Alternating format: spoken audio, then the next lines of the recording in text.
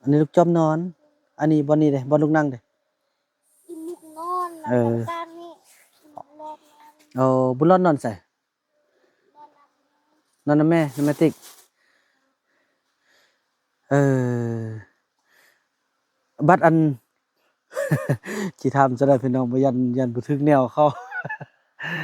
ฉะนั้นลูกบ่อยากเมื่อบ้านเด้บอกบ่อยากเมื่อเออแล้วหยาคันลูกอยู่ป่านนี่บ้านลูกใหญ่เป็นชาวบ้านนี่ลูกเฮ็ดจั่งใดสิเอาผัวอยู่ไสบอก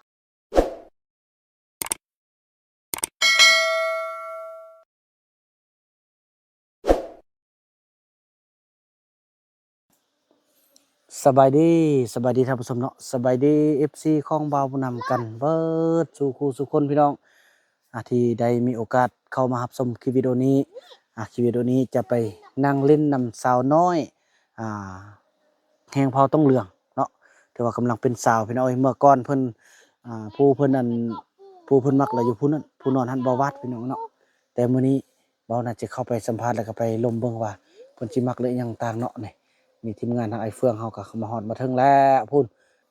แบบบรรยากาศสดๆกันเลยพี่น้องอืมโอ้โถอ้าวอันนี้ผู้ใดนอนอยู่นี่นะลูกคอยนอน อันนี้ลูกจอมนอน อันนี้บ่นี่เด้บ่ลูกนั่งเด้อีลูกนอนแล้วก็การนี่นอนนอนบุญรอดนอนใส่นอนนำแม่นำแม่ติ๊กเออบัดอัน สิถามซะได้พี่น้องบ่ยันบ่ถึกแนวเขา ฉะนั้นลูกบ่อยากเมื่อบ้านเด้บอกบ่อยากเมื่อเออแล้วหยาคันลูกอยู่ป่านนี่บ้านลูกใหญ่เป็นชาวบ้านนี่ลูกเฮ็ดจั่งใดสิเอาผัวอยู่ไสบอกมันบอกเอาบ่เอาเลยอืแล้วอันนี้อันผู้มักนี่เด้ผู้มักนี่เด้บ่วาดบ่มักแล้วบ่มักแล้วพี่น้องเอ้ยมันเนี่ยแล้วมีเมียแล้วบ่วาดนะผู้ใด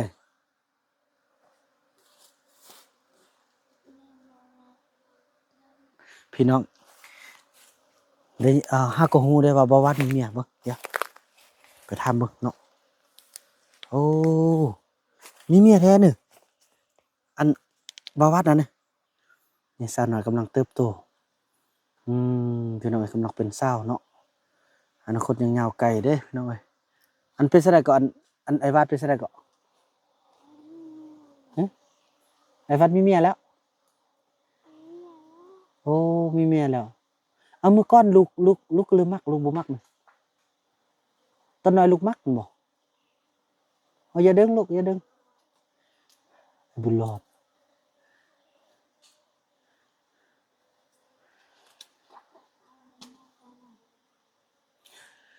พาสิเอาหยังมากินแรงกันเนาะตามบอกมันห้วยนอนยกขึ้นลีลาจังหวะเขานั่นได้สมองเขาบ่ขึ้นยังนี่คือแต่บ่อนไปหาอยู่หากินน่ะสองสะบัดเป็นพุ่งสู้เอื่อยติงวาน อืมอยู่สิไปหยังไปเบิ่งทรายมันจกปุยจกปลาจกปูจกปลาไปนำกันเลยเนาะหลายๆคนเลยเนาะไปนำเด้อไปเบิ่งอันเขาเจ้าหากินพี่น้องเอ้ยใช่คนนี้ป่าไปทางใต้พุ่นเอาไปมองแม่นเอาไปซึมหอมลองบงท่านบุมมันมุมิดม่วนมึงลีลามือลองอืมพาชี้คนเตอร์เฮาเขาเจ้าส่วนไปหากินพี่น้องเอ้ยหากินแบบว่า4คนไปทางใต้แกน่ะไปทางเหนือสิว่าประมาณนั้นหั้นนะไอ้บุญรอดไกไปบ่ไปนำป้าบ่เป็นซ้ำไอ้บุญรอดป้าบ่เป็นเด้อเป็นมันปปากมันไอมันอายป้านำพ่อนำได้ว่า ฟังนำพอนำเด้เออ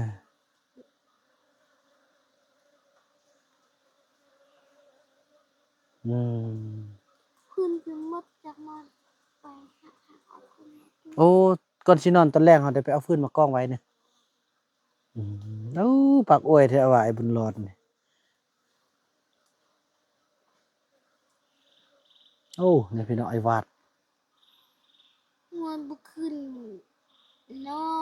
นลูกเข้าหนูจนสวาย นี่แล้วบ่ได้ไปหาอยู่หากินหยังสับ คือฮักเก็ต ได้ยังได้ เลยกระปูปลากัง เออ ต้มทุกกิน โอ้ มอมีมะเพ็ด อืม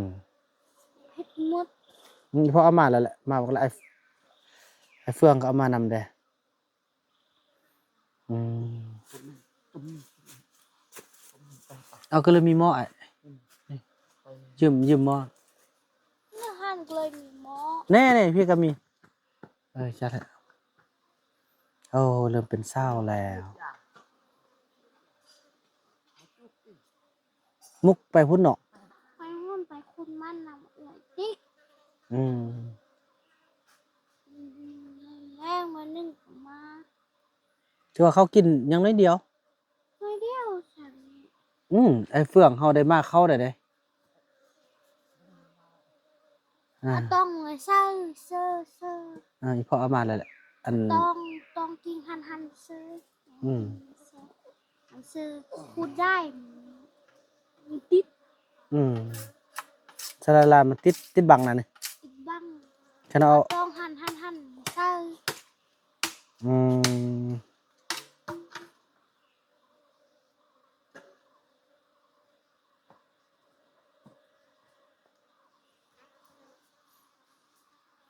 โอ้ไอ้วัดนี่ไปหากินแต่กลางคืนแม่นบ่ อีติ๊กหันเลยทันอีมุกไปเปล่าบอกไป อืม คือรอด ไปตักน้ำ ไปตักก็ไปตักหวยน้อยหันหวยเยอะมันบ่แซ่บ มันยังบ่แซ่บ ตักหวยน้อยหางนี้ อืม หางนี้เหยียบไป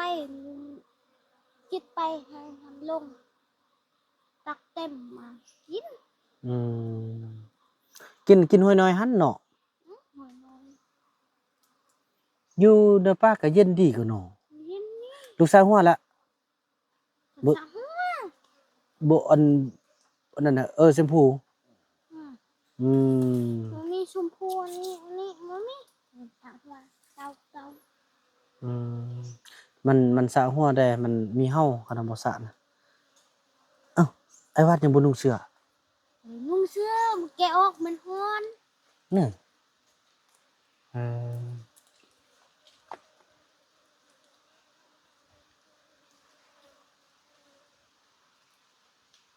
เออชีวิตบุญรอดเอ้ยนั่งมองเบิ่งต้นไม้ใบตอกหล่นพี่น้องเอ้ย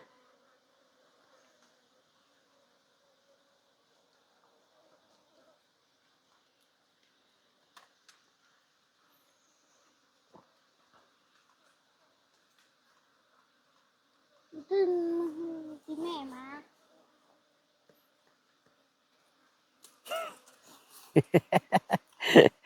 บุญรอดเด้อแล้วพอคิงไปโดนละ ไปเมื่อกี้หนึ่ง น่ะพอคิงนะมื้อใดมาฮะ ตลาดมือเป็นทรายเครื่องคิงแบบปะไว้ไปส่งปูน อืม อื่นไปปุ้นกินมาไปปุ้นเลย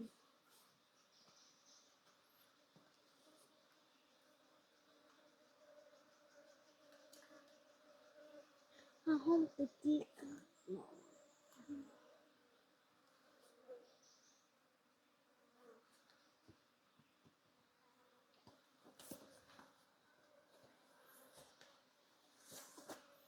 ไอ้วาดบ่ฮู้เนาะอีพ่อมานี่บ่ฮู้แต่ติเนาะ โอ้โห ยังหลับอยู่เนาะ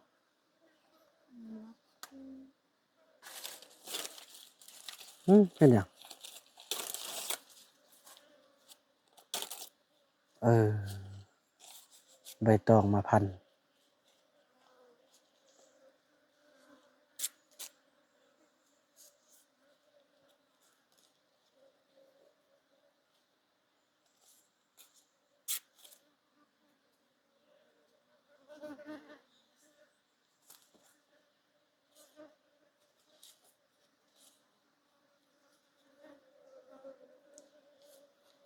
ให้บุญเลิศ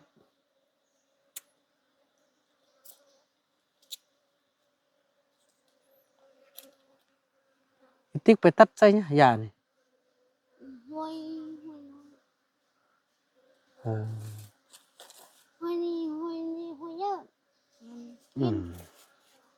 นับเขาเห็นยาสันนี่สำเห็นแบบกลานกล้า มาวัดตกมา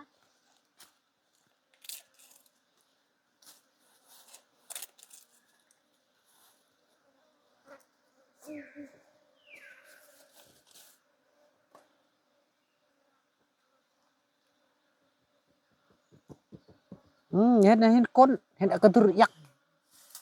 เห็นอักกระดุรยักษ์จะนายสิต้มมีสุกินเด้อ นี่แมันบ่ยาก บ่อยาก อยากกินข้าวปุ้น แท้บ่ไปกินนำแม่นก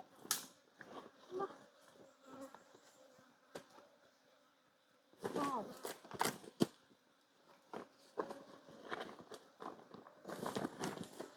ลูกกินเปียกเปียกแซ่บ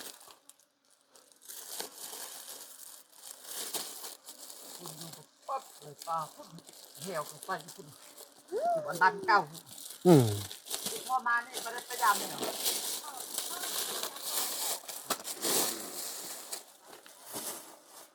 พอไปพุ่นเหี่ยว อันนี้คือเห็ดโลกของไออินติเพื่อกันไปตามาแล้วบาดโง่ โอ้บัดบักหยัง บาดมันลอกเห็ด อืมลัดตีนเย็บยังน่ะเย็บไหมเนี่ยเย็บตะล่าวเนี่ย อืม หรือตะล่าวเลยหรือเย็บละแก็บ นั่นตักตัดสักขา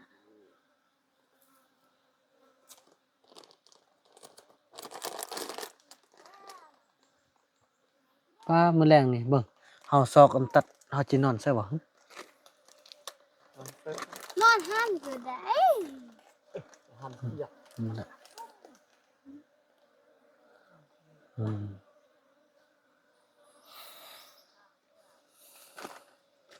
นั่นแหละพี่น้อง มัดนี่ครับ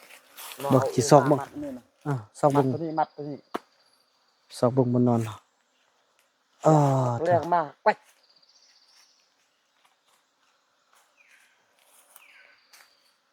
อืม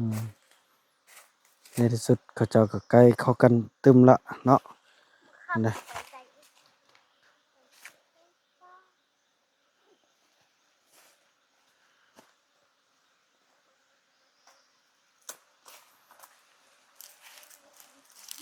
ติ๊กก็เอาอย่าง อืม ติ๊กบอกไปอย่างพ่อไป อีติ๊กข้าวติ๊กเป้ เขาก็ฟักแล้วก็เขาเจ้าแบนแห้งแล้วก็เปบอกกันเด้อคันผู้ใดเปเอาไปฮอดพุ่นแล้วก็พอนำซื้อเอาเด้อซื้อให้ซื้อเป็นเป่าเลยพี่น้องเอ้ยอืม เลิกก็ต้องพอเป้แดง เนาะเปนำกันเนาะ มันก็ อ่า มือก็ บรรณภาเขาฟักมื้อนนั่นเนาะ มุกแดง มื้อนี้ยังเมื่อยอยู่เนาะนี่มุกกะเป อย่าป่า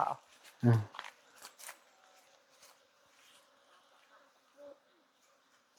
เอ้ย ปากกาปากกาหนึ่งโมง อืม